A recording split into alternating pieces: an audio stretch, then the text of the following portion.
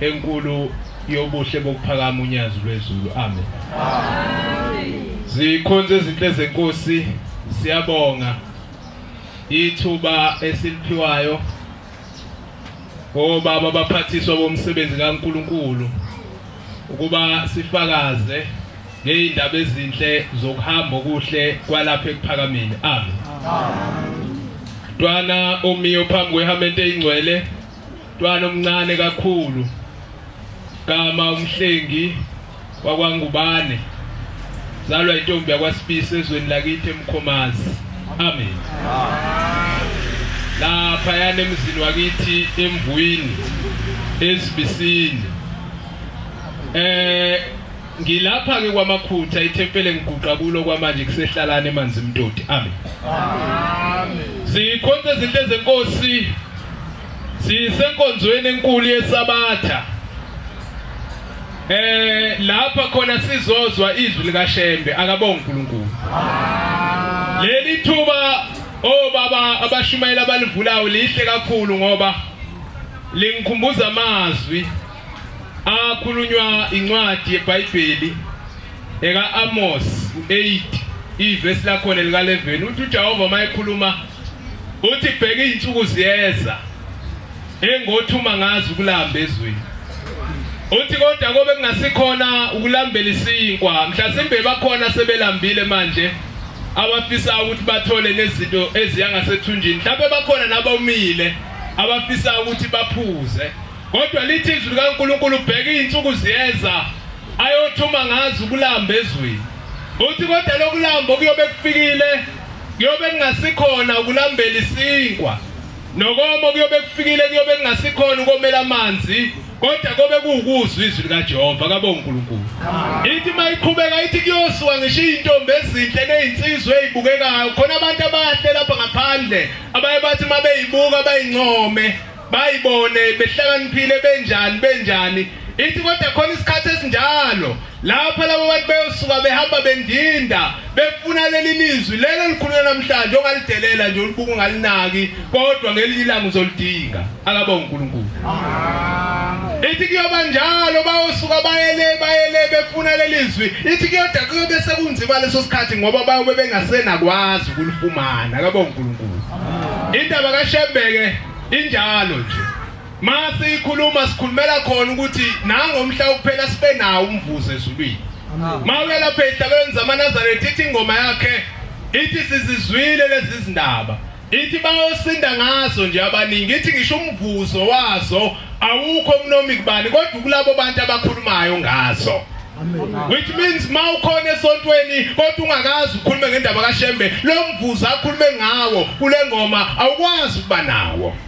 Ithi inkosi yesibili mabesixoxela obaba inguMahlombe yakhuluma yathi ningacabanga maNazaretha ukuthi niyolahlwa nje ngenxa yezono zenu kuphela. Ithi yebo mani nazi izono, ithi niyoboshwa ejele lasezulwini ngoba uShembe usithembisile ukuthi thina amaNazaretha asiye kulahlweni kodwa sinejele lapha siya khona, ekuthi mawukhunjulo lapha emhlabeni ebese bekwazi ukuthi bayikiyele kuye uShembe lithethwe icala lakho ukhishwe uyofaka emzini okade usebenzela lo engihlabelele ngawo ngathi sisasithekile thina.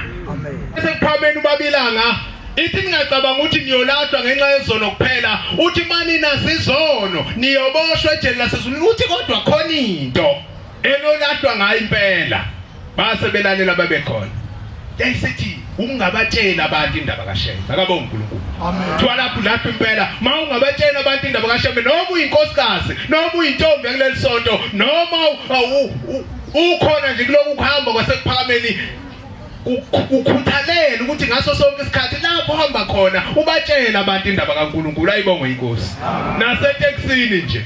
ungakujabulela ukuthi uze wehle eteksini ungakaze wayibhungama indaba kaShembe khona kulabo abantu ogibele nabo, uyiqale nje ngendlela ozoyiqala ngayo ukuthi hayi ningibona nje hey bantu abami niyazi ukuthi lo Shembe ngimphethe mkhulu kangakanani, bese uhlale endabeni. Uyoba nomvuzo ezulwini uShembe ayokukhumbula ngawo ukuthi kulabo abantu bebekhona bewu16 eteksini kuzoba khona lo lalele kodwa ongathi akaninakile nine nikhulumayo nalabo abakhulumayo bekhona abanye bayixoxela indaba zabo kodwa kulo 16 wabantu kukhona ozothi mayisehlile ngokwemthwalo yakhe ayithwele ekuzwile ukhuluma indaba kaShembe ebese mfuna lo Shembe ebese ecabanga ukuya kuyo lo Shembe abese efikana ngempela endlala udaba lakhe azaphenduka akholwe okusho ukuthi ngawe wakhuluma indaba kaShembe kwazi kwakhona umuntu ophendukayo wangena kuloku kuhamba kwasekuphakameni sekumvuzo ophindwe kaningi kuwe oyothi noma ngabe ngokwezweduko zakho uyalahlwa kodwa ukhunjulwe ilezi yazenzo owazenzayo zokuphendula imvu eyayidukile ulandwe khona ekulahlweni kuthiwa ukwazi ukuhlala ekulahlweni kukhona umuntu esezulwini ngawe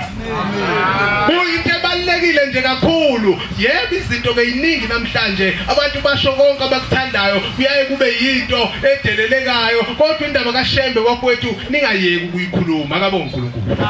kunomvuzo ezulwini ngokwenza njalo ziseyinsukwini ke esikuzo lapho babamkhulu evalelisa khona akabonga uNkulunkulu babamkhulu valelisile ngithi ikhawe ezine wavalelisa lapha ezilindile Clement wathi bantu abamsengikwenze konke uthi sengininikile nezwi lokungena ezulwini uthi angishiyanga lutho uthi kodwa sekukunina ke ukuthi nizokwenza njani ekhuluma evalelisa lapha eClement esilindile akabonga uNkulunkulu naseningizime egospel wavalelisa esewubonile nomthambeka isifikile nengoma yasezulwini eyafikayo yathi yizani wemazulu siyibonile inkosi yethu wayesebikezela ukuthi hayi lozayo useseduze kakhulu kangakanani nalomsebenzi kaNkulunkulu leya nkosikazi eyayihlupheka ihlusho ukuthi umyeni wayo wahamba emhlabeni kanti wahamba egcibile amabhodwe athila nemali kwaze kwafika kuShembe kwawuShembe bona yonke leyo nto wathi lo nkosikazi mayisezobonga ilapha khona akhipha lenkabe emhlophe noma lenkomo emhlophe bese ethi uShembe igcine mntanami lenkomo igama layo kwakumthambeka igcine mntanami kuyothi mayisefikile loza emva kwami uyobusuza nayo kuya akabonga uNkulunkulu waphindwa wavalelisa ekuphakameni lapha khona ekuthiwa waphuma esegaqa ngamadolo ephelezelwa zintombi zaloku kuhamba ombila ithutha nokekana nazo zonke intombi zevangeli ebezikhona kuye esevalelisa ephuma ebheke ngapha kwaZulu akabonga uNkulunkulu angizongena endabeni yalapha yana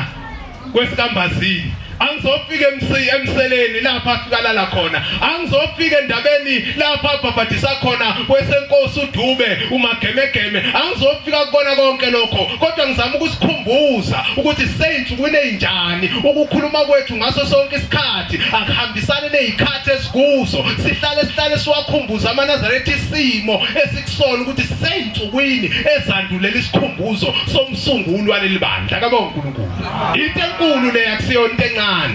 ukuthi umuzwa wethu nokucabanga kwethu nokukhuluma kwethu kusondelane nalokho ngoba uShembe wayenjalo nje wayehlala abantu abaxoxela indaba zasezulwini wayengabaxoxela indaba zasemhlabeni akabonga uNkulunkulu nathi besingaba njalo la maNazaretha esiphambi kwawo siwaxoxela indaba kaShembe indaba zasezulwini akabonga uNkulunkulu wathe lapha ngaseGingi Ndlovu maye khona ehamba nabantu bemlandela wayesebona umthunzi maye ubona lo mthunzi phansi kwesihlahla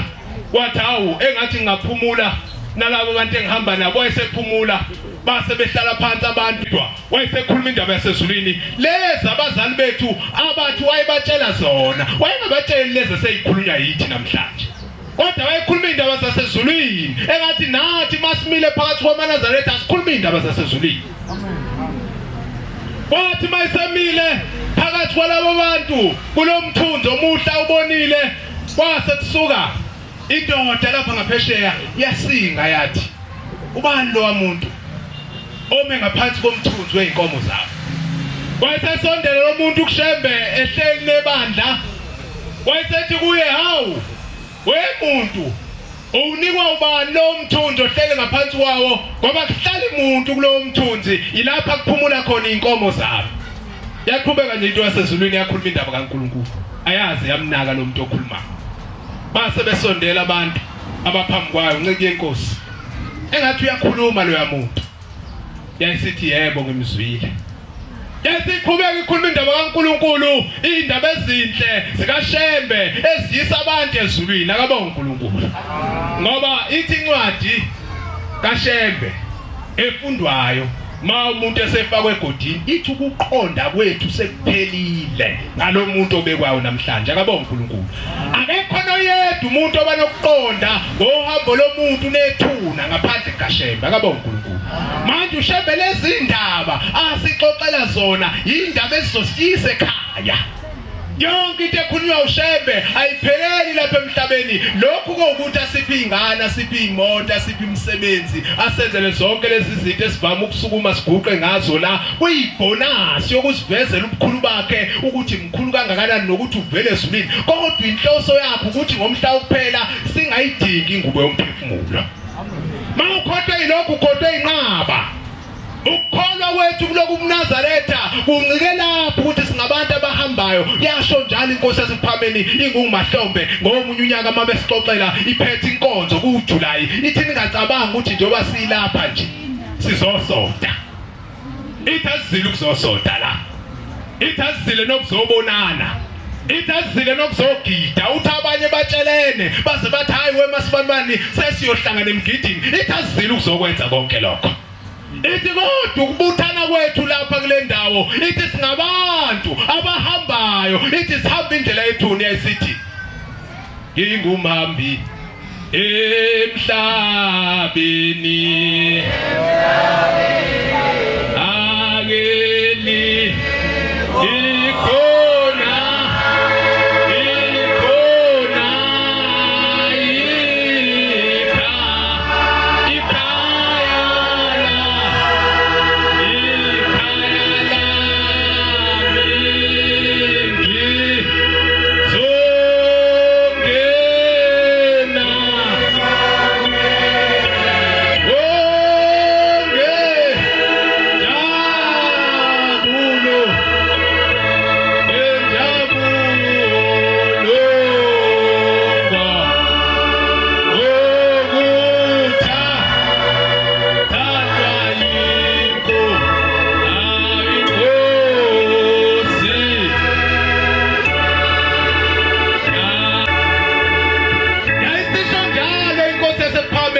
yathi njoba silapha singabantu abahambayo ithi siyahamba siyekhaya ithi lona lo uthwele umthwalo wakhe kakho thwalelo munye akabonga uNkulunkulu kakho sizakala ngokukholwa komunye umuntu kakho sizakala ngokweduka komunye umuntu kodwa ilona lowo uthwele wakhe uJosaka ayongena ngawe ekhaya abamabili amadoda ethandaza lapha eBhayibhelini athi mayithandaza lenye umthelisi lenye yayizazi ukuthi yona yinhle kakhulu phambi kwaNkulunkulu athi mayithandaza lamadoda amabili yayisithi lena hayi uyabona mina Nkosi njoba ngilapha nje ithi mina ngiyazila ukudla kasikhombisa ngiwagcina wonke imkhosi yakho ngikwenza konke angifani nalo yayisimkhomba lapha eceleni umthelisi yathi angifani nalo umthelisi uma umthelisi ethola ithuba lokuthandaza uNkulunkulu wayeseqala ethi ngizivuma ngizibeka kuwe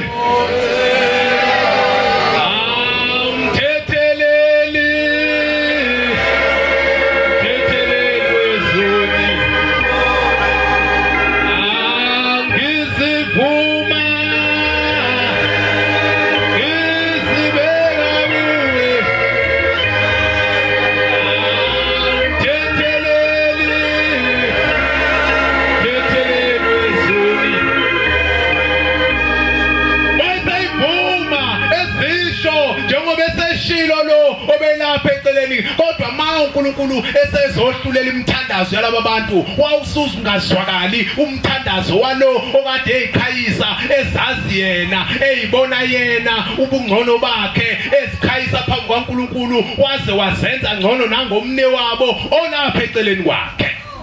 ma uNkulunkulu esebusisa wayesebusisa lo ongapha osibeke njalo bakhe phambi kwaNkulunkulu nangokwezeduko zakhe wayibeke njalo phambi kwaNkulunkulu wayesemkhumbula uNkulunkulu akabonga uNkulunkulu hamba kwethu njalo nje kuloku kuhamba kwasekuphakamile singabantu abanjalo singabantu abathi Nkosi sibone ngomhla kuphela singabantu abanjalo abathi Nkosi lengubo othe wozanini webadingi wozanini webesweli eneswele leyo ngubo akufuneka abantu abaningi kuloku kuhamba abafuneka bafuna imoto abafuneki nabafunani nani zonke izinto yebo uNkulunkulu uyaphana zonke izinto kodwa kufuneka bafuna yena nabafuna ingubo yokumbesa umphefumulo angihlale phansi kodwa yaba khona indoda nenkosikazi baganele mabe ganele laba bantu banengane yomfana abayizele yodwa uma beganele laba bantu kwasekushaya isikhathi sokuthi bayagula bangaphatheki kahle empilweni mabe ngaphathekile kahle empilweni base bebona ukuthi awu le ndoda ithi mkama usakwazi ukwenza imisebenzi yonke lapha endlini kanti sizele umfana ongazozinaki izinto eziningi asiqashe isisebenzi sibe khona nasisebenzi lapha sisebenze sathi siyaqashana ngempela isisebenzi laba bantu babecebile benezimoto benemali benezindle eziqashisayo benamasimu bengadinge lutho nje benayo yonke into efunwa umuntu emhlabeni akabonga uNkulunkulu uma laba bantu kunjalo wayeseqala wayeseyadlula ubaba emhlabeni uthemba kuthi udlulile ubaba emhlabeni wayesedlula umama emhlabeni balandelana eduze kwase kusala lo mfana yedwa lapha kuleli khaya kwase kusala le ntombazana eyisebenzi esebenzayo lapha ekhaya uthe kusenjalo kwase kufika incwadi evela kummeli walaba abazali abashonile balomntwana womfana ozelwe lapha ekhaya ngosuku oluthile in my office niyafuneka khona sizofunda iwili yabazali benu ukuthi batheni ngazo zonke lezi zinto ebebenazo emhlabeni base besukana ngempela selifikile usuku kwase kuyayiwe office lalo mmeli lo base befikana ngempela wayeseqala ummeli kukhona lo mfana lo ozalwa yilabazali kukhona le ntombazana eyisebenzi lapha ekhaya wayeseqala ummeli eyifunda iwili uthi ke lalelane wena mfana ozalwa yilabo abazali nayi le wili ithi zonke lezi zinto ezishiwe ngabazali bakho zingezakho akabonga uNkulunkulu kodwa wena ntombazana oyisebenzi unelungelo lokuthi kuzona zonke lezi zinto zalobaba ofileko ucele yodwa kuzona uzonikezwa zona yasijuluka le ntombazana icabanga ukuthi kambe ngizocelani ngizocela imoto ngizocela imizi ngicela imali yayisijuluka kakhulu yayisiphumela eminyango wayesethi ummeli hayi ntombazana musu ukuphumela eminyango nalapha eoffice ikhona ekhona hayi uzophola nje ukhona lapha there is no need ukuthi uyoyipholisa ngaphandle uthe kusenjalo yabuya le ntombazana icabanga ukuthi hawu mangithatha imoto zizofa lezi imoto ngingakwazi ukuyisavisa mangithatha imali ngizongakwazi ukuyiphatha le mali iphele ngingabi nayo into ephathekayo mangithatha amasimu ngizowalinyelwa ubani lamasimu ngizawukwenza njani yayisicabanga wathi ummeli isikhathi siyahamba ntombazana ngifuna ukuhamba njengamanje khetha ukuthi ukhethani wena awungakhethani awungakhetha imali awungakhetha imoto awungakhethani yayisicabanga le ntombazana ukuthi hawu kambe lo mfana lona okabani okalo baba ofileko yathi mmeli uphinde ufunde lapho utheni athi ummeli ngithe ezintweni zonke zobaba ofileko unelungelo lokukhetha into eyodwa yayisisuka intombazana yathi hayi ngisachitha isikhathi ngithatha lo mfana ngalokho ukukhuluma ngifuna ukukutshela into eyodwa ungezi kuleli sonto uzofuna imali uzofuna imoto uzofuna konke lokho ucabanga ukuthi uzokufuna woza kuleli sonto uzofuna ushembe ngoba ushembe ukuphethe konke washayela itafula wathi kuleli lami itafula akukho ngekho Nkosi kusinikizwe